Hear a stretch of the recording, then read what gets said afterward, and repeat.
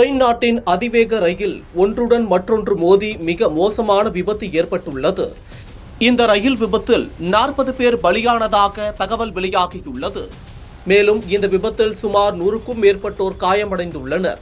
மீட்பு பணிகள் தொடர்ந்து நடக்கும் நிலையில் உயிரிழப்புகள் மேலும் அதிகரிக்கும் என அஞ்சப்படுகிறது.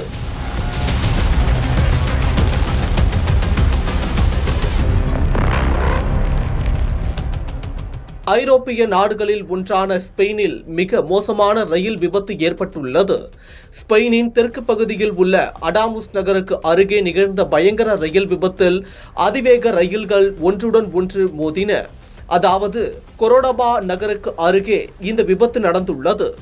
மலாகாவில் இருந்து மேட்ரிட் நோக்கி சென்ற அதிவேக ரயில் தடம் புரண்டு பக்கத்து தண்டவாளத்தில் சென்ற ரயில் மீது மோதி விபத்து ஏற்பட்டுள்ளது. நிகழ்விடத்தில் உள்ளூர் மக்கள் உதவியுடன் மீட்பு குழுவினர் மீட்பு நடவடிக்கையில் ஈடுபட்டனர். இந்த சம்பவம் அங்கு நாடு முழுக்க பெரும் அதிர்ச்சியை ஏற்படுத்தியுள்ளது. இக்கோர விபத்தில் குறைந்தது 40 பேர் உயிரிழந்துள்ளனர். சுமார் 100க்கும் மேற்பட்டோர் காயமடைந்துள்ளனர். இதில் பலர் தீவிர சிகிச்சை பிரிவில் அனுமதிக்கப்பட்டுள்ள நிலையில் உயிரிழப்புகள் மேலும் உயரலாம் என அஞ்சப்படுகிறது. கோர்டோபா மாகாணத்தில் நிகழ்ந்த இந்த விபத்தில் அதிவேக ரயிலுடன் மற்றொரு ரயில் மோதியது. இதன் காரணமாக அதிவேக ரயில் சேவைகள் தற்காலிகமாக நிறுத்தப்பட்டுள்ளன. 2 ரயில்களிலும் மொத்தம் 400 பயணிகளும் ஊழியர்களும் இருந்ததாக ரயில்வே நிர்வாகம் தெரிவித்துள்ளது.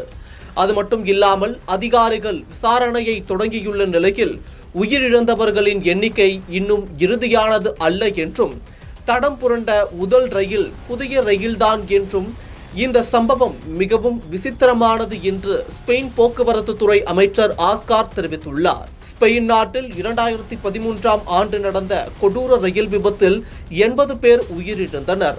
அதன் பிறகு நடந்த மிகப்பெரிய ரயில் விபத்து சம்பவம் இது என்பது குறிப்பிடத்தக்கது.